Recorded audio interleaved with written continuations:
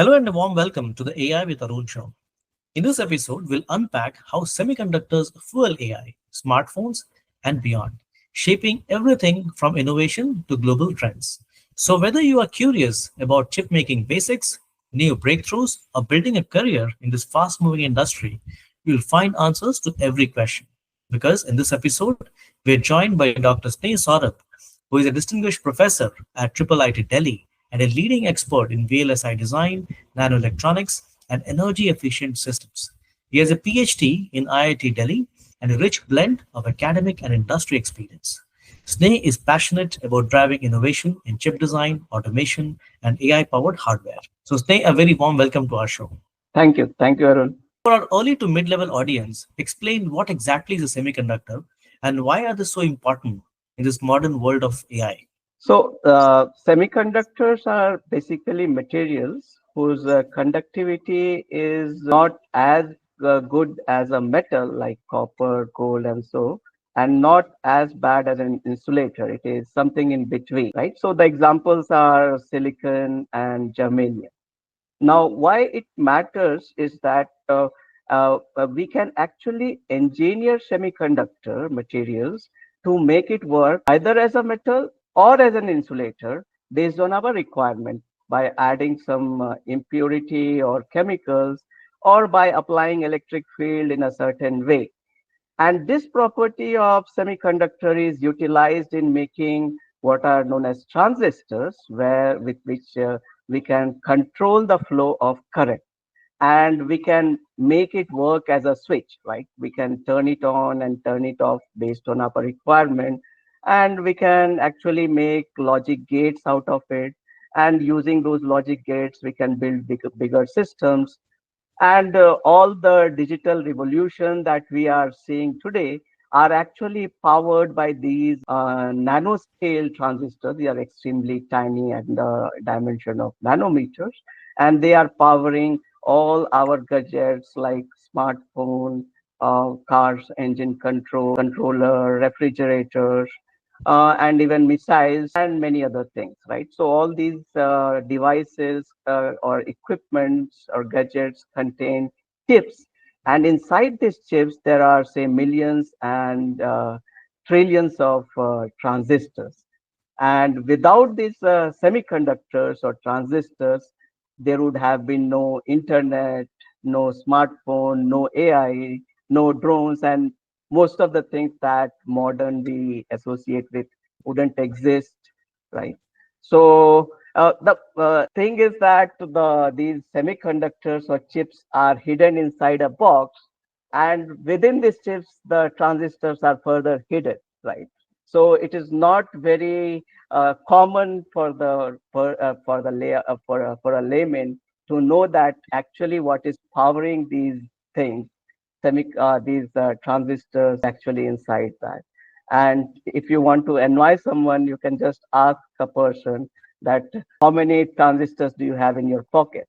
So typically, if you have a smartphone, it contains something between 1 to 3 trillions of transistors, depending on how much memory your smartphone has.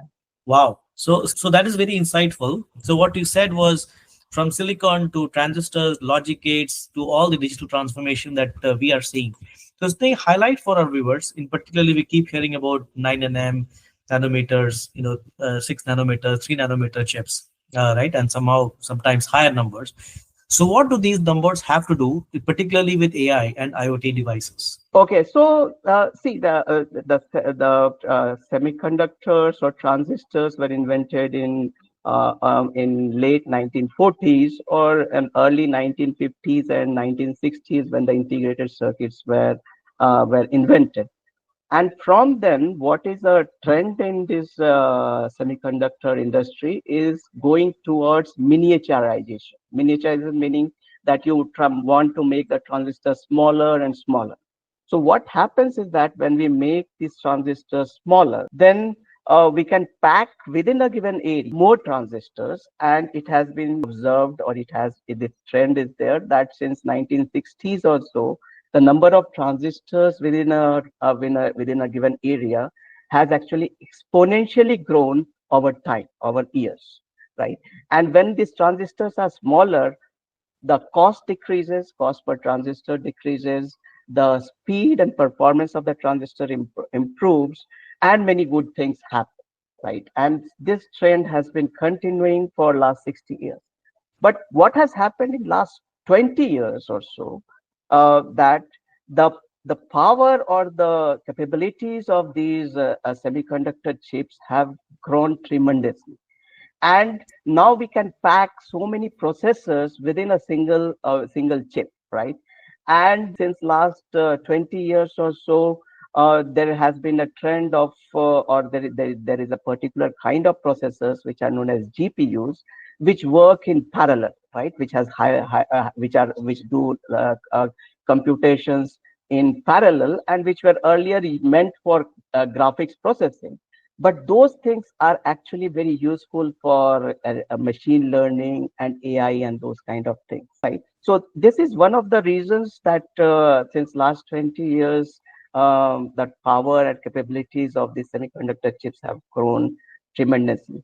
Another trend, which is something which is not much widely appreciated or known, is that besides the number of transistors, which has grown exponentially with time, there is another very important thing which has grown over time, and that is energy efficiency, meaning that how many number of computation that we can do per joule of energy that we expend, right?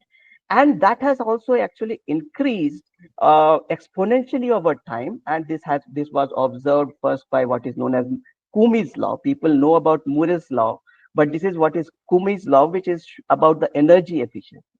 And because of this energy efficiency, what has happened is that we all these mobiles, IoT devices, which couldn't have worked earlier, are now can work with very less battery supported power, and that has increased the capabilities. And the third thing which has happened more on the algorithmic side is that how you can use this parallel processing, energy efficiency, increased computational power to do many kinds of things, right? And therefore, the semiconductors are now exploited in a much better manner using those algorithms.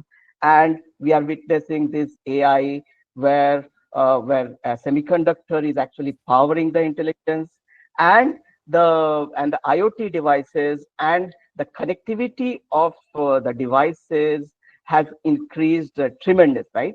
And this has been seen and noticed, and from the strategic perspective also, it is now coming to we hear about semiconductors a lot over our news and others, because of everyone is trying to gain prominence in artificial intelligence and making machines more intelligent. And at the back end of all those things is the semiconductor which is powering. And that's why semiconductor is actually attracting a lot of attention. That's a wonderful explanation, Sneh. Sneh, you earlier spoke about CPUs and GPUs. So explain what is the difference between CPUs and GPUs to our viewers. So GPUs are basically machines which were earlier used, or those are type of processing units which were actually initially invented for the graphics processing, for the gaming purpose. In gaming purpose and rendering the videos, there are particular type of operations which are repeated and needs to be done in parallel, right? Multiply and accumulate, multiply, addition, and those kind of things. And these GPUs are specifically designed to do those things in parallel in a much more efficient manner. And luckily or fortunately, we see that many of the machine learning algorithms actually is some or can be mapped to this multiply and addition operation, which can actually be done through these GPUs. And that's why these GPUs are very much used for machine learning, and that's why these NVIDIA GPUs and other things have actually attracted so much attention during recent times. Yeah, and we can clearly see that for anybody who follows Nvidia stock market, they can tell you that the stocks have gone up so much, especially in the last couple of years. That is mind-boggling.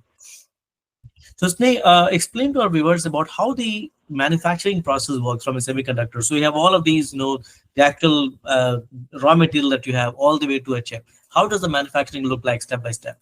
Okay. So the most chips that we use today are based on silicon. And the silicon is basically derived from silica or silicon dioxide, which is present in sand, right? Now, from this molten silica, actually we do some crystallization using seed crystal, using what a process is known as CZ process, and using a single crystal, we grow bigger crystal and so on, and at the end we get a kind of massive cylinder of single crystal of silicon. That is known as basically silicon ingot. Now, from this cylinder, we slice out wafers, thin plates, which is typically of dimension of 300 millimeter, right? And these thin slices of silicon, these are known as silicon wafers. And on these silicon circular shaped silicon wafers, we make individual tips, which are known as dies. So on a single wafer, we will have say hundreds, 500,000 in that range, a number of dies. And each die contains individual integrated circuit, right? And these integrated circuits are basically made layer by layer, right? So it contains lots of layer. At the bottom, you have transistors. Above that, you have copper interconnect separated by silicon dioxide and so on. And the most basic or fundamental process which is involved in creating these layers of, uh, of connectivity or device is photolithography, right? So this is a process in which we have a mask. The mask basically contains the pattern that we want to have on our circuit, and through this mask we shine light on a material which is known as photoresist. So we on the silicon wafer we apply a material which is known as photoresist, and this photoresist is a chemical which is sensitive to light.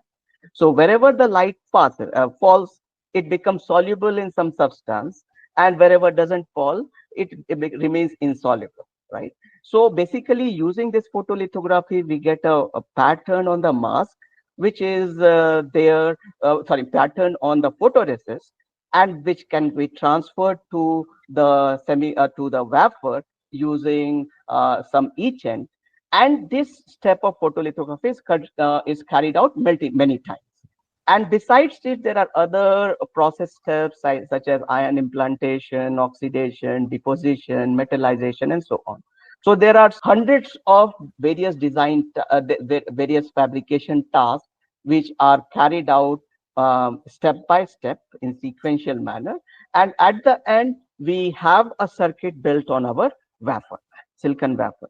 And then we do a wafer level testing, where we test each individual die, whether it has been manufactured correctly or not, because all the dies, say hundreds of dies on a wafer, don't work properly. Some may have defects, right? So we separate out the defective one, and the rest are diced out, meaning that from the wafer we slice out various dies, and then it goes to package. And then then those dies are subjected to packaging. And when we do package, then if you have seen your integrated circuit or chips, there are legs, right? So the legs come during the packaging step, right? And once you have done the packaging, then again some testing is done at package level testing, and then it is shipped to various integrated device manufacturers for integration in products like, say, smartphone, laptops, cars, industrial equipment, and so on. So this is basically, you start with sand and then end up with a smartphone. Wow, that's like a fascinating process, Sneh, Yeah. that you described. So, Sneh, what kind of semiconductor devices are there, and where are the generally would we encounter them? Yeah, so we encounter semiconductor devices in various forms at multiple places. At the most simplest semiconductor device is diode. which we see in LEDs, LED lights, and battery chargers, right? And there are transistors, which are there in switches and amplifiers. And then these transistors are inside all the chips, which are used in smartphones, computers, and radios. And then the wherever we are seeing any electronic device, any equipment, then there is a PCB, right? On those PCB, you will have lots of chips, right? So those chips are basically nothing but dies, basically encapsulated in some packages. So basically, that also contains, those chips contain basically semiconductors. And then there are some optoelectronic devices like solar cells, camera sensors, and so on. Those also contain semiconductors. And there are some power devices, right, which are very important, which are in electrical vehicles, drives, and home appliances, right? So we encounter in at many various places semiconductors, but as I said, that since they are hidden, we don't notice them usually. Understood. Understood. So, stay sometime back, you mentioned that when you're describing the process, you mentioned that silicon is one of the core materials. What are some of the other materials that can be used? Okay, so silicon is a material which is the workhorse of semiconductor industry because it is abundant, cheap. It has got excellent properties. Even the silicon dioxide, SiO2 or silica, has very excellent properties, and these things are very well understood. So in near future, we'll be still seeing silicon, right? There is no as such replacement, but there are some niche applications where other than silicon, we use materials other than silicon. For example, there is silicon carbide. So these are used in high voltage applications. Then there is gallium nitride, which are used in power electronics, appliances, radar, satellites, and fast charging. Then there is gallium arsenide, which is used in high frequency applications, in RF application, in military applications, and so on. And then there are germanium and 3,5 materials which are used in photonics and high-speed devices, right? So there are some other devices which are, materials which are being explored and they are at the research level, and they have excellent properties. One of them or a couple of them which are interesting are 2D materials. So basically 2D materials are those materials which are very thin, and they may contain just a single atomic layer of entities. For example, graphene. Graphene is just a single layer of carbon, right, or sheet of carbon. It is being tried to be used for semiconductor, but the problem is that pure graphene is not a semiconductor. It works more like a metal. But there are some hacks and tricks through which it can be made to work like a semiconductor, and researchers are investigating into those things. And there is another class of material which is known as transition metal dichalcogenides, right? Those are also 2D materials, and they can actually give a very good kind of transistors. And those research is currently going on to make TMD materials good enough or competitive enough so that it can outbid silicon.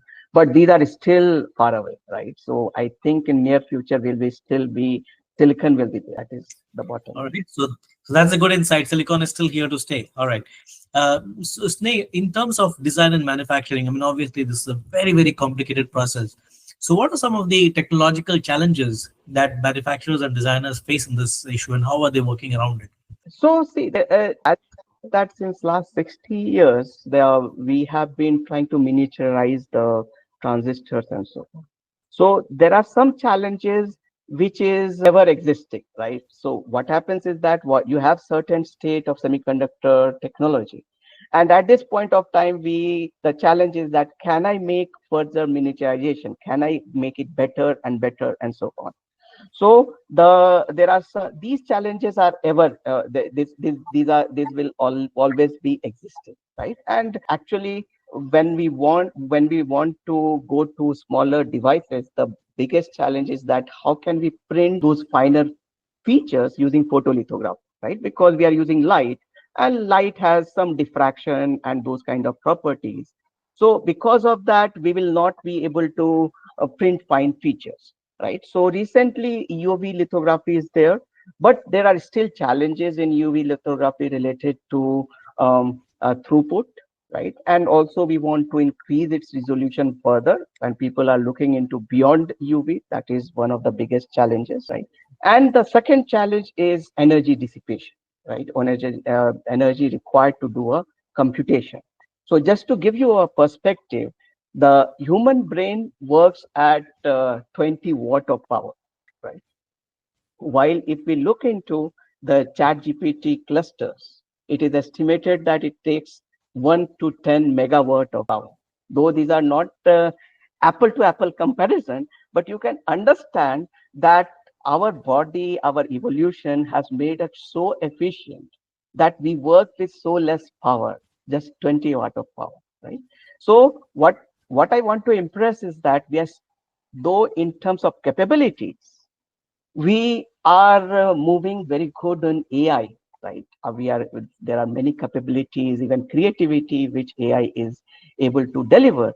But in terms of energy efficiency and those kind of things, the semiconductor is still orders of magnitude worse than our human body, right? Or human intelligence, right? So we are still a way behind. So this is another area where there is actually some physical limits, right? Some physics imposed limit beyond which we cannot go with the conventional transistors. And this is another area which is a very big challenge for the semiconductor industry that can be surmount that challenge for the conventional transistor. Now, besides this, I will touch on a few more points, right, which are not do not come into the mainstream very often. And the first challenge of semiconductor technology, I want to highlight is the environmental challenge. When we fabricate these chips, right, these chips are doing very good thing. But semiconductor industry is not exactly a clean industry. It requires lot of power, lot of water. It emits lot of greenhouse gases. It leads to lots of pollution, which are fluorine-based chemicals, which are very harmful, right? So that is an area of clean semiconductor technology developing. That is a challenge which I think should be undertaken. The second thing, which again it is not very often pointed out, is the issue of sustainability, right? So the we are using these semiconductor chips, right?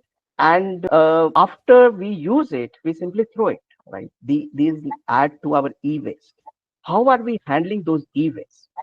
And actually, what has happened is that the technology advancing so rapidly is that our mobiles, the chips, those get outdated within 1 or 2 years, right? The life cycle has actually decreased a lot, right? And the second thing, which is very important, is that we have integrated a lot of components into one chip, right? Now, what happens is that if one chip fails, we have to simply throw it away. We have lost the power of repairability, right? Earlier, if you think, we used to repair our radios, our TVs, right?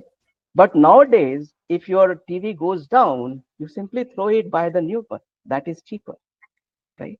We have lost the power of repairability because of integration, right? And this is creating a lot of e-waste, and handling those e-waste is a big challenge, right? And third challenge, obviously, everyone is looking into or staring at, is the protectionism, right? We are moving into an era of tariffs, right? And this will lead to cost escalation. It will lead to uh, innovation being in silos and not being shared, and the cost not being reduced because of those sharing or amortization and so on. So this is another challenge. These are not technical challenge, but these are some of the challenges which is staring at the semiconductor industry at this point of time. So that's awesome, Sneh. The way you described it, I love how you talked about some of the technical and of course the non-technical challenges. So Sneh, we are talking about AI here, and you mentioned AI a couple of times. So how is AI being used by itself in the chip design process and in the manufacturing process? So AI is used in both designing in and also in manufacturing. So in designing, this is mostly going into what is known as electronic design automation. So when we do designing, when we make these chips, and these chips contain billions of transistors, then we make those design with the help of some tools, and those are known as EDA tools. Now, these EDA tools are being enhanced to incorporate AI such that the human effort is reduced. So AI is used as co-pilot for aiding designers in making decisions. And these AI tools look at the previous logs, gather design insights, and based on that, these co-pilots make suggestions to the designers, and it helps in productivity. Then there are many situations where the output parameters to depend on so many things that it is very difficult to analyze using conventional tools. There AI helps. And now these days, LLMs are also being used for better interaction with these tools in natural languages, right, rather than proprietary tool-based language and so on. On the manufacturing side, it is being used on improving the yield and the process ramp up, right? It is used for finding the root cause of the failures and then the predictive maintenance of the tools and so on. And see, these things are growing, right? So as with many other areas or domains, people are experimenting with the capabilities of AI, and more AI is going inside the design and manufacturing of chips. Yeah. No, that's like a wonderful way of putting it. While we are using all of these chips for making AI, it's very interesting how AI itself is being used across the process, right? Right from all the above that you described, right from design to manufacturing, how LLMs are coming in into play here. So that's wonderful.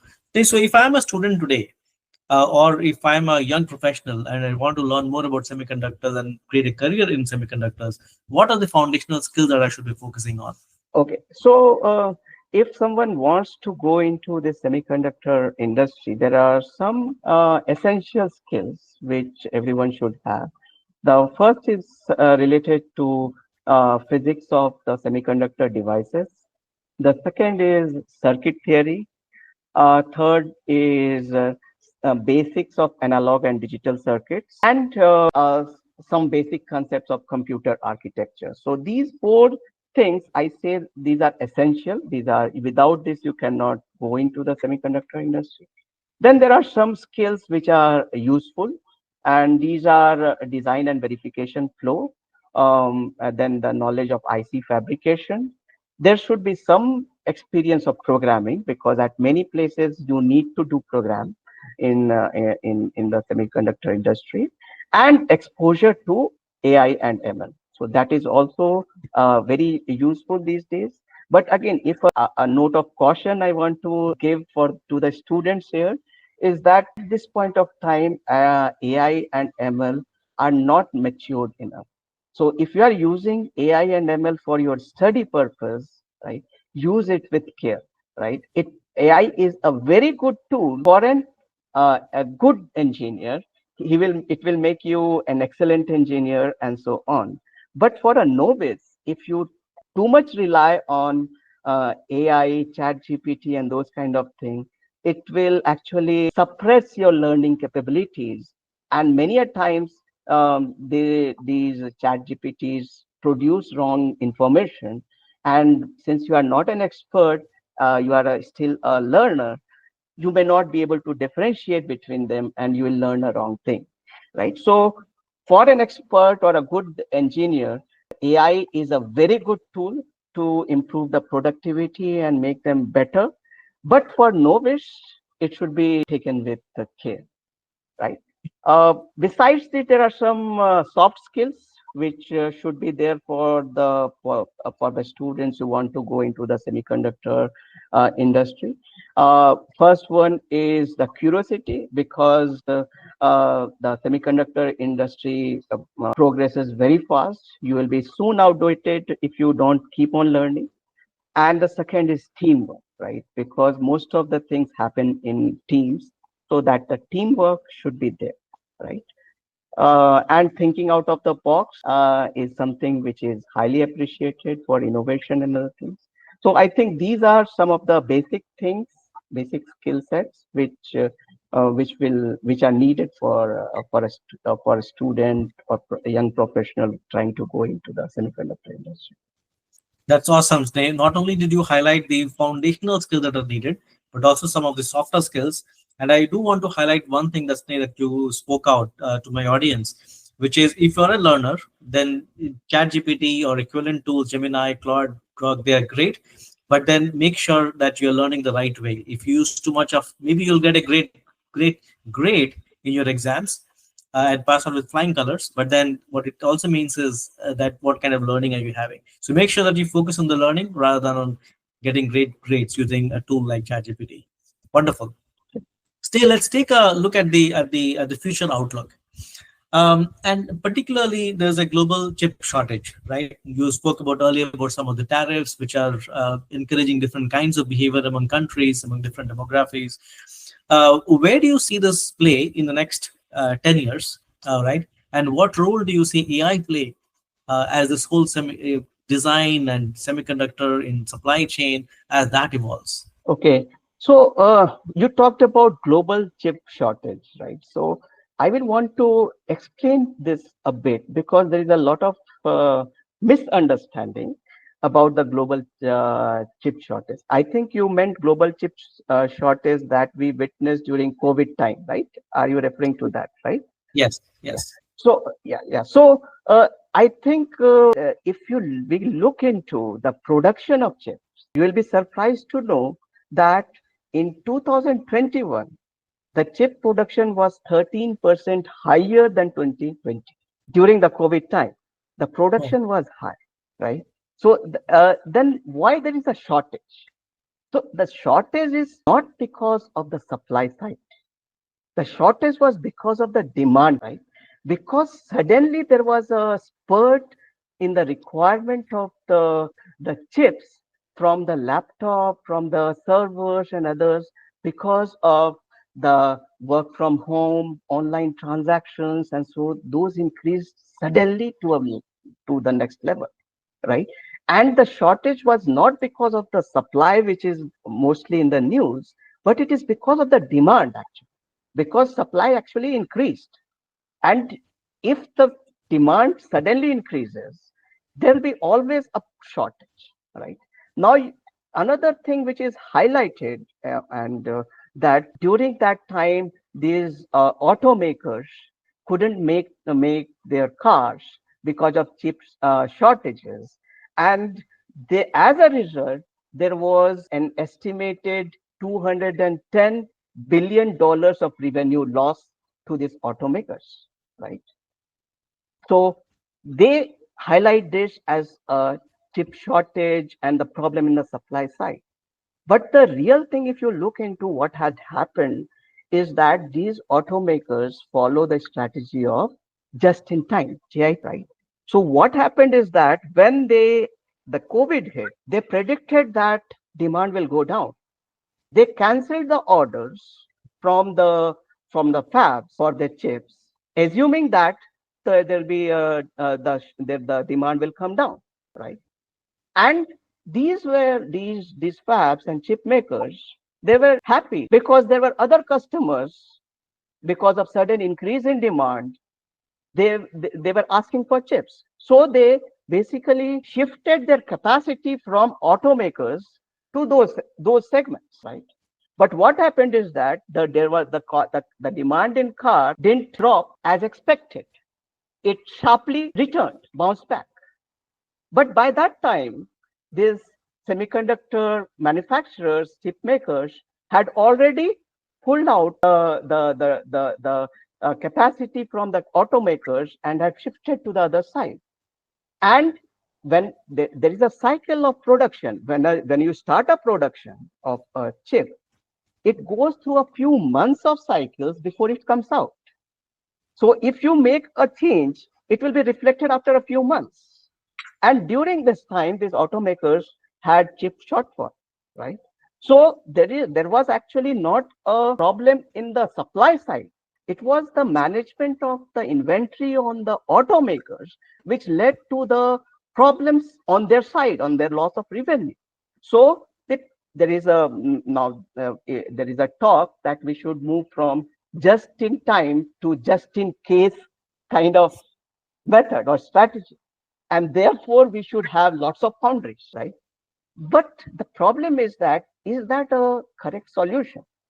Is that if you want to make just in case, now if you want to follow a just in case strategy, you will have lots of redundant supplies, right? There will be redundant sources for the supplies.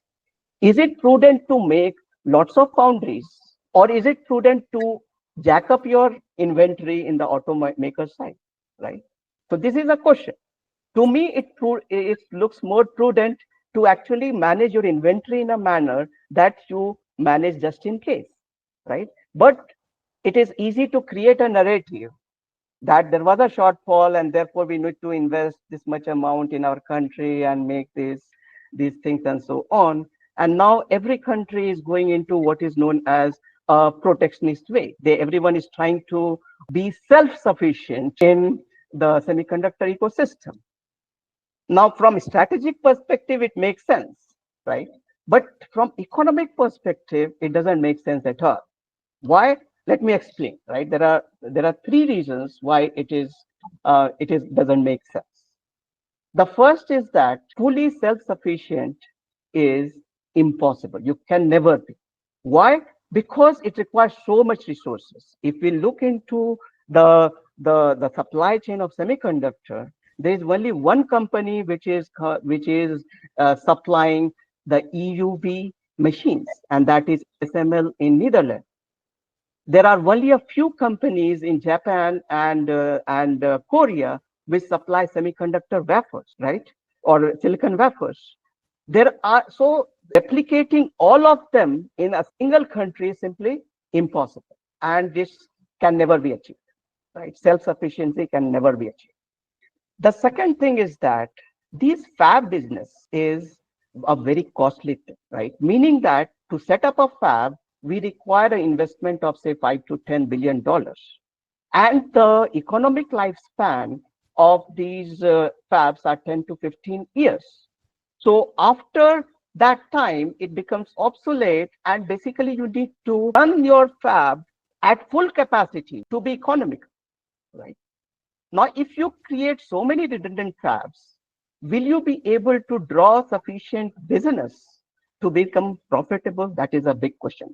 And the third is that the current distribution, geographic distribution of the supply chain has been more or less because of the way the capital, cost of labor, skill, and other resources are distributed in the world, right? There are certain places where the labor is cheap, right? And so on. So now if you want to create another center which is competing with a center which is having an advantage in terms of cost or other economic thing, it will be very challenging to beat that, right?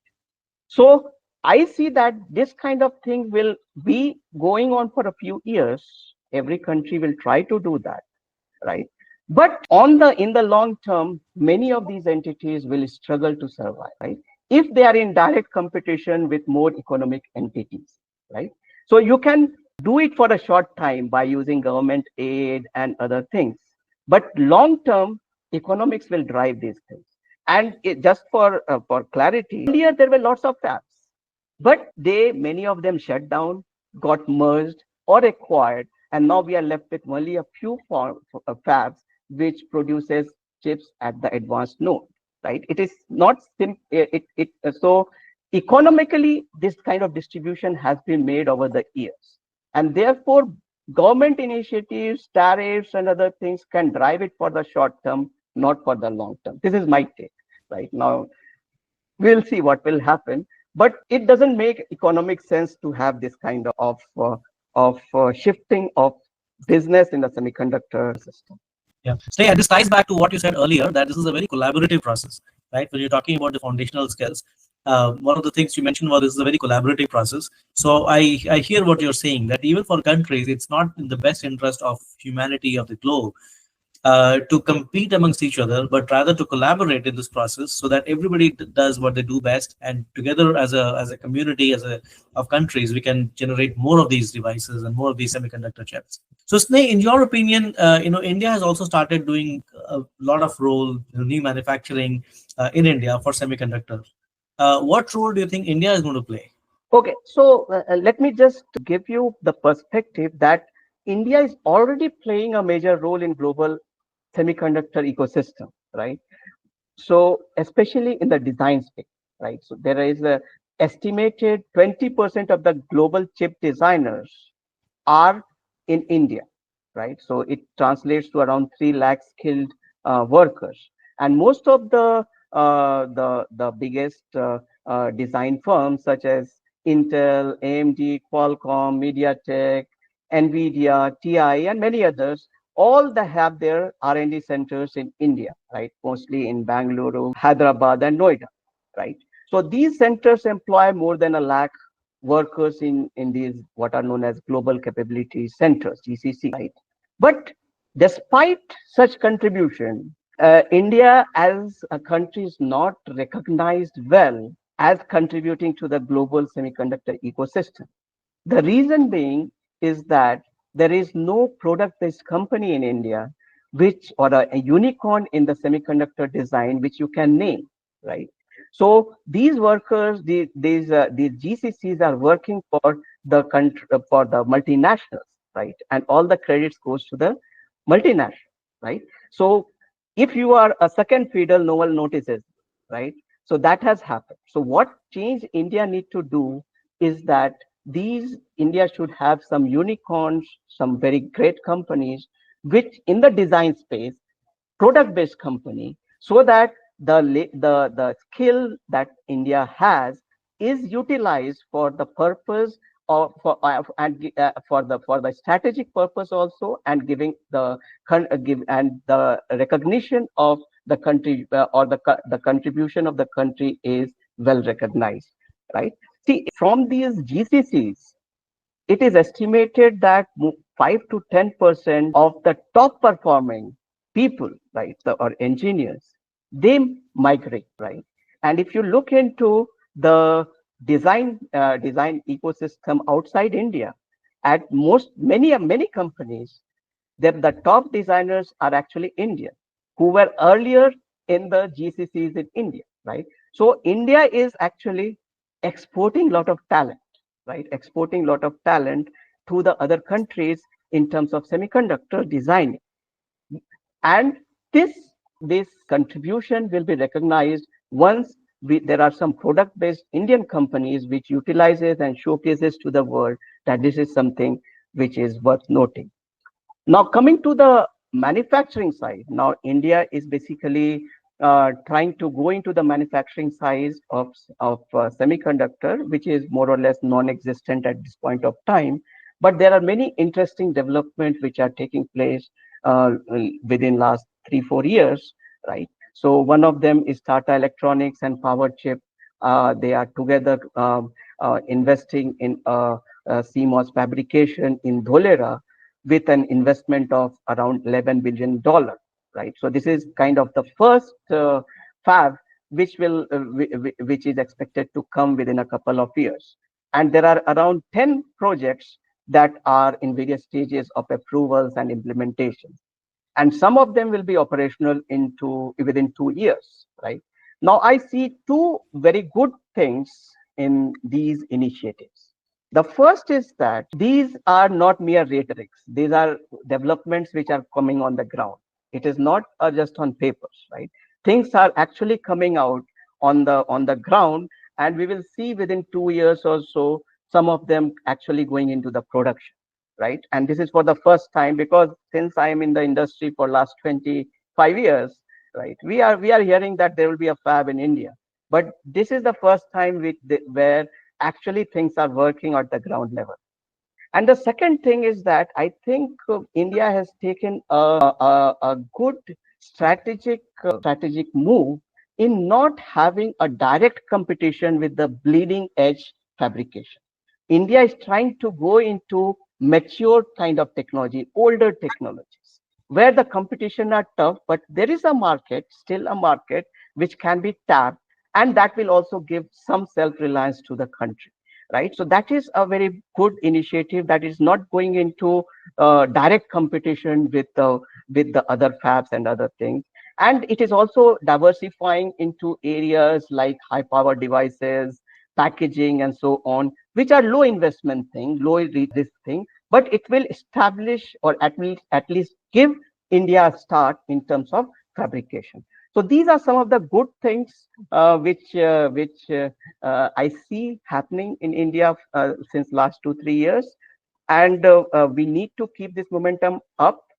And we know that actually adversity creates more opportunities, as it has shown in China case, right?